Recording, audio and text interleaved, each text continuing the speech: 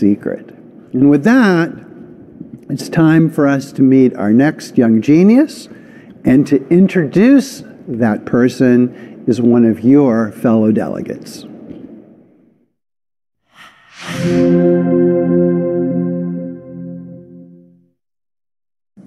My name is Sean Surges, using augmented reality and machine learning.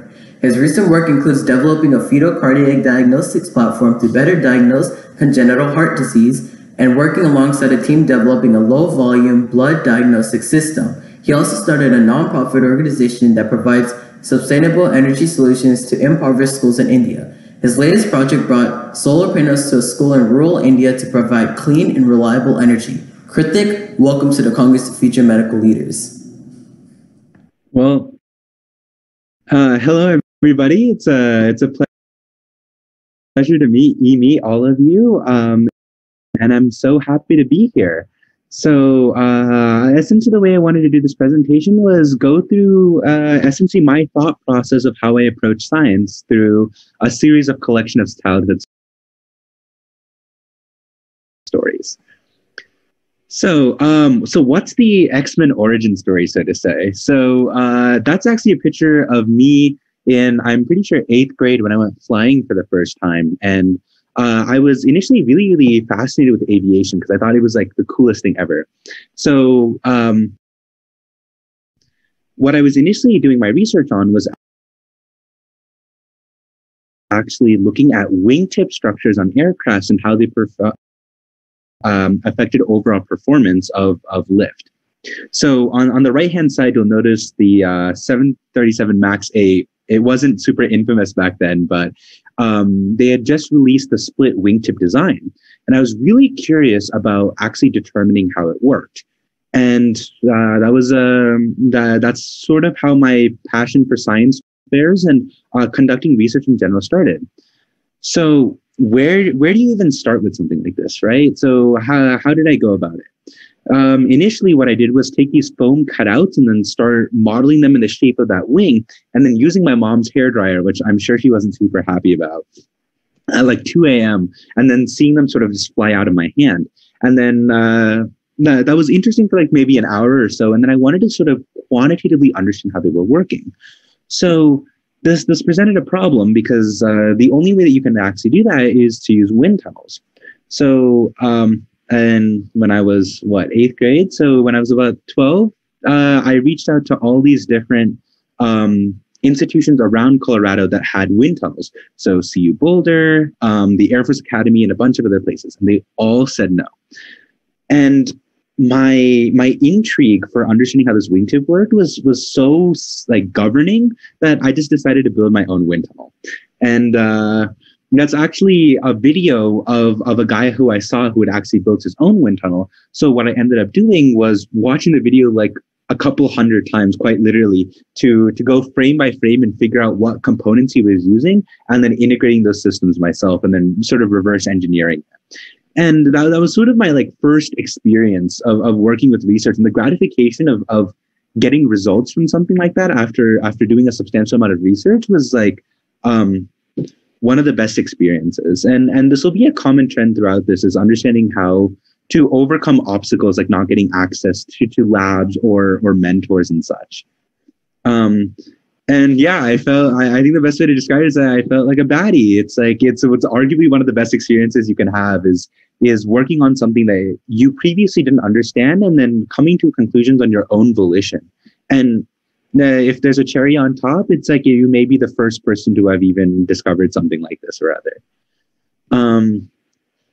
So now we can move on to, as the namesake of the conference itself, FutureDocs.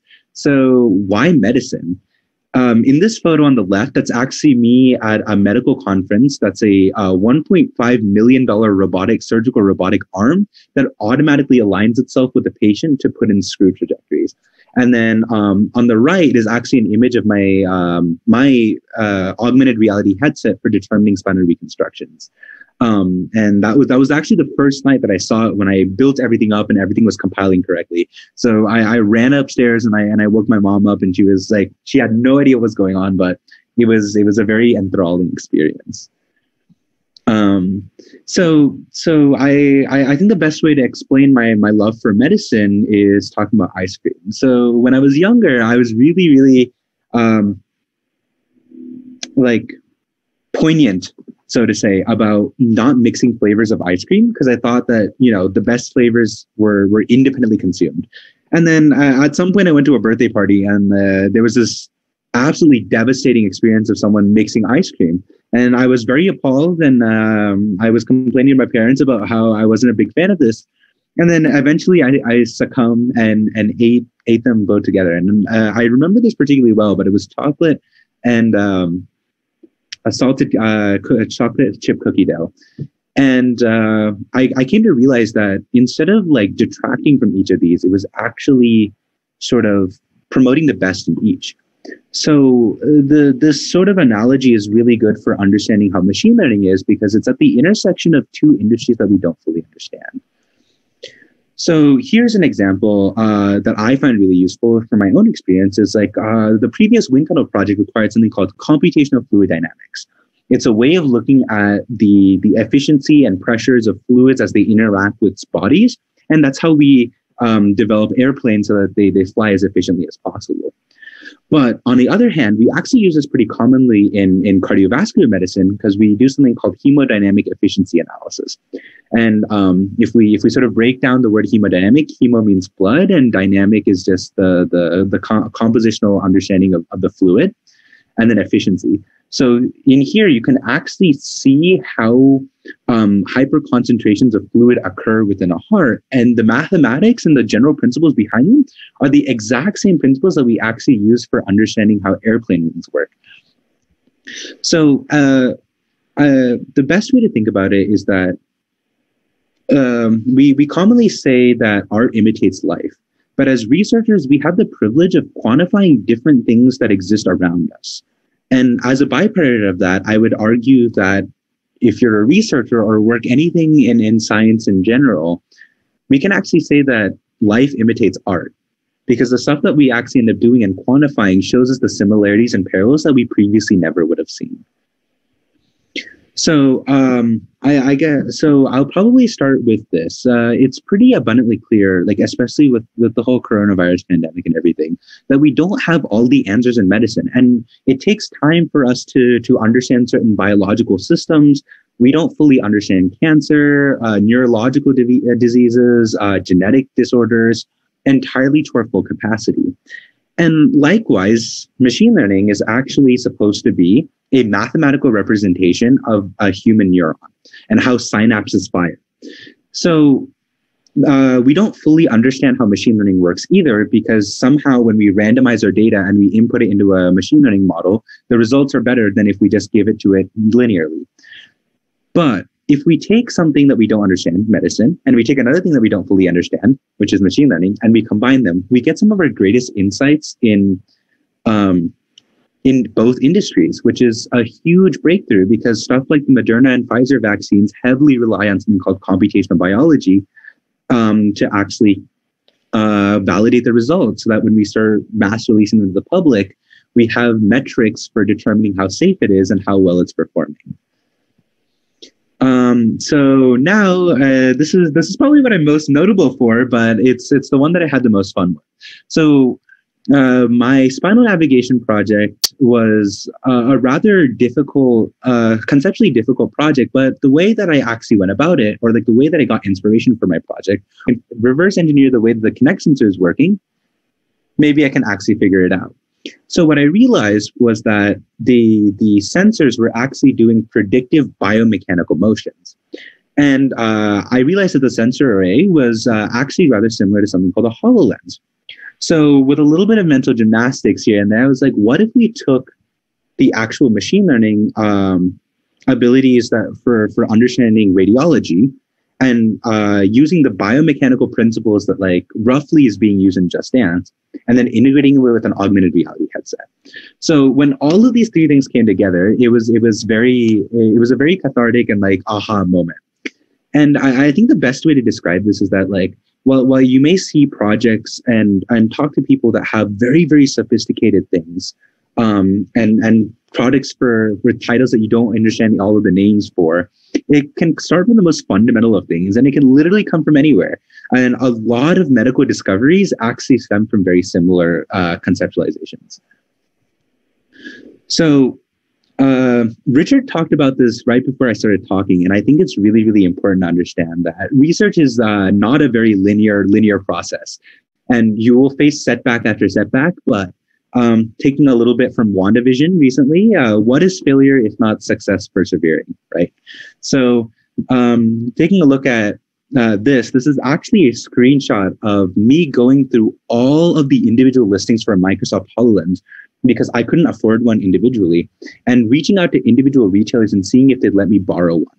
And Mr. Pietla was the person that reached out, that finally responded to my email. And he was so kind enough to actually send me a HoloLens and let me do my work. It was a rather difficult process of reaching them, but I think the most important takeaway from that is that it only takes one person to make the difference. And for me, it was all the difference that it required for me to go from having something that remained in abstraction to creating an actual project. And this was definitely a break in the clouds that I'm eternally grateful for. And then I like to call this yearning for learning. And if you're working on any project, I think the best way to get started is understanding how the fundamental systems of your project before you actually start working on it actually are governed. So for me, this involved understanding how to read radiology reports of spinal systems, and understanding the different kinds of tumors that can occur. Also understanding the physiological processes of spinal reconstruction surgeries, how they're done, and all of the logistics that go behind them. And then on the other side, because I was working with computer vision, taking a couple of different Stanford machine learning courses to actually understand the mechanics behind them. So I'm pretty sure that's actually a screenshot from one of the first syllabuses that I opened to get started. And that's, I'm relatively certain, Stanford CS231N, which is image convolution processing. And that's what was sort of my gateway into understanding how these two fields can actually interact. But the more you start learning about what previously people have done, it gives you more opportunities to understand where you can go next. So having appreciation for what people have done before you, and then working off of that, is all of research in its entirety. And especially you'll notice that with medical professionals in general. And this is what it's for. This spinal reconstruction, this was the finalized model that I was able to create. And I took this photo with my iPhone actually out of one of the lenses. But this moment of gratitude, that 5 seconds that you wait, that anticipation to see if it works correctly, and when it does, is arguably one of the best feelings in the world. And I hope that all of you can experience that at some point.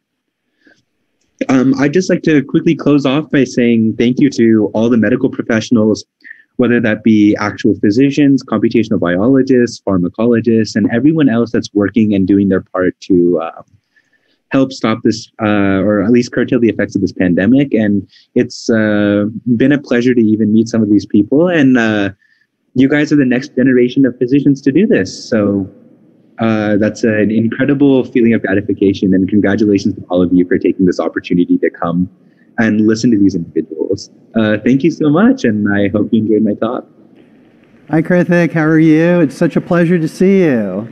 Pretty good. How are you? I'm doing great. We are just so happy, and on behalf of all the delegates that are here today, thanks for making the time to be with us. You're really an inspiration. I had so much fun. Thanks. I hope to see you again soon. Definitely. All right. And now, delegates, I would like to introduce you to one of your own, a fellow delegate who also